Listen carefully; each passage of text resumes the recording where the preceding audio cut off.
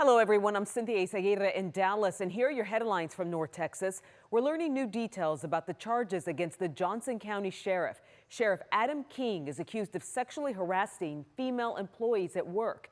And Brittany Costello is speaking with other county leaders to find out what happens next. Johnson County Sheriff Adam King faces 3 criminal charges stemming from allegations of sexual harassment. The third-term sheriff turned himself in last night and posted bond. County Judge Christopher Bedeker says the allegations came to his attention at the end of June. It's a big deal. It's not something that happens frequently, thank goodness. The sheriff is the highest elected law enforcement official in the county and holds significant power. King is accused of abusing that power after multiple female employees told Texas Rangers King regularly makes unwanted sexual comments. Documents allege he told one woman to wear smaller clothes and another that they needed to disrobe. Employees say he gives perks to married women who spend time in his office. We immediately communicated with the district attorney and called in the Texas Rangers to perform an investigation. That's where the next 2 charges come in. The sheriff is accused of retaliating against the victim and one of his own deputy chiefs. An attorney representing Chief James Salter, who works internal affairs, says the sheriff suspended him immediately when he learned he was being investigated. Everybody is entitled to a presumption of innocence, but nobody's above the law. We all live and play by the same rules, and I trust the criminal justice system to find the truth in this matter. King's attorney, Bill Mason, sent a statement that reads in part, King would not and did not do anything wrong, inappropriate, or illegal. He says public trial will expose the politics that have led to these false allegations. The sheriff placed himself on paid leave as this case moves forward.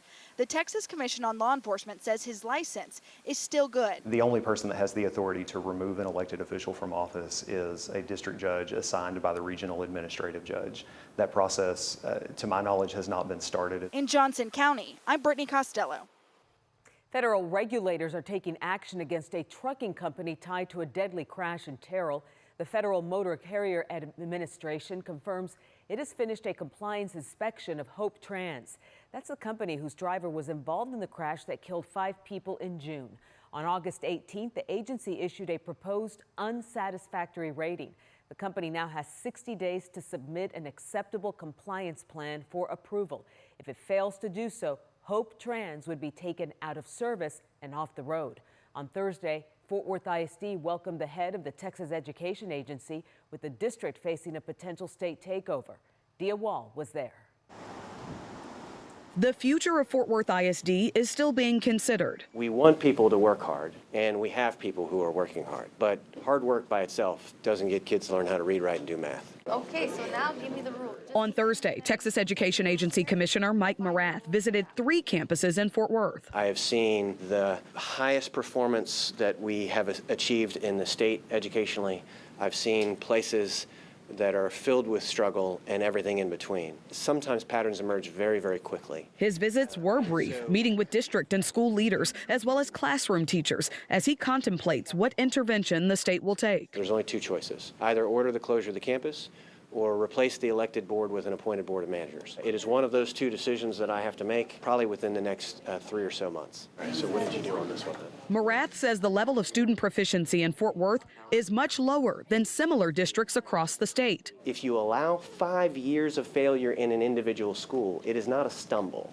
It is neglect. Since December 2012, 4 districts in Texas have faced a state takeover for academic performance. When we think about something like a board of managers, there are changes that have to be made because otherwise we wouldn't be in this situation in the first place. TEA data shows improved student outcomes in all of them.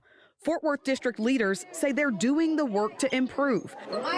This year, they went from 31 F-rated schools to 11. The district also increased its number of A-rated schools by 70%. This law is predicated on a basic philosophy. Yes, you might have excellence in one place, but we are judged by how well we support the most at need. And what's your message for families in Fort Worth who are understandably really concerned about this? I want all 5.5 million kids in Texas to have access to a great school, and that is all that we are focused on trying to make sure happens in Fort Worth. Thank you very much, guys. Appreciate it. Fort Worth ISD is not the only North Texas school district facing the possibility of state intervention. Lake Worth ISD is in the same position, and the TEA has visits scheduled for that district as well. Texas Attorney General Ken Paxton is turning up the heat on Plano ISD, launching an investigation into what he calls anti-Semitic behavior by students and staff. In a letter to the superintendent, Paxton says he's alarmed the district may have excused absences for students who walked out over the crisis in Gaza, and he claims they were exposed to biased pro-Palestinian materials. He's demanding all policies, emails, and internal investigations related to the walkouts within 10 days and wants any staff involved fired. Plano ISD responded to our request for comment, saying they reject any form of hate and do not tolerate anti-Semitic behavior. Leaders say they plan to cooperate with the investigation. Meantime, McKinney ISD is the latest school district preparing to post the 10 Commandments in its classrooms as required by a new state law. But some parents are pushing back, and they told Richard Solomon it blurs the line between church and state. Dear members of the McKinney ISD board, the words she reads from her notes. Public schools serve children of many faiths. Are the feelings of Michelle Lewis and several other McKinney ISD parents. Lewis's daughter goes to McGowan Elementary School. When students return to school after Labor Day, a new poster of the 10 Commandments will be inside every classroom in the district. A spokesperson from the district says most of the campuses have already received donations of the displays. That is why she's sending this letter to district leadership. It feels like I don't have control over what my kid is seeing. It's all because of a new law requiring all public schools in Texas to display the 10 Commandments, and it's caused controversy. Just last week, a judge ruled several districts, including Plano ISD, do not have to display those posters until a lawsuit filed by the ACLU plays out. But Attorney General Ken Paxton says he's appealing that ruling, and districts not listed in the suit must follow the law. What the legislature clearly wanted here was our students to have a familiarity with one of the foundation stones of what has created our law. This is Jeremy Dice with First Liberty Institute, a nationwide religious law firm.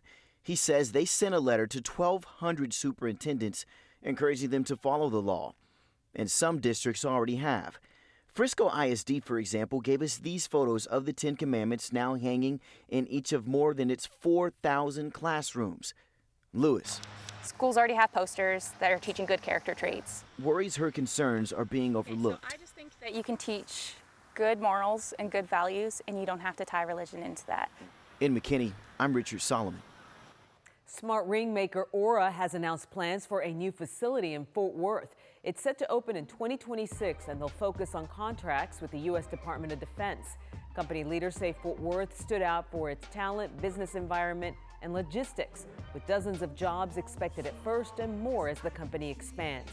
The Aura ring tracks sleep, fitness, and blood oxygen levels and sells for around $350.